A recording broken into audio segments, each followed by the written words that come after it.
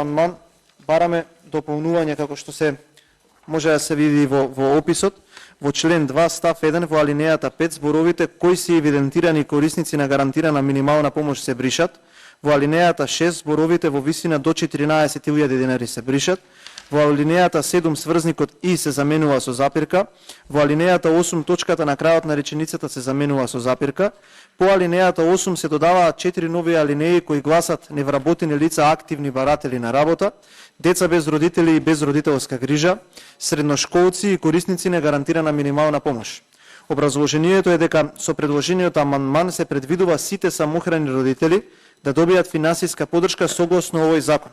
Дополнително се предлага корисници на финансиска помош поддршка да бидат и невработени лица активни баратели на работа, деца без родители и родителска грижа, средношколци и корисници на гарантирана минимална помош. Го молам представникот на владата да се произнесе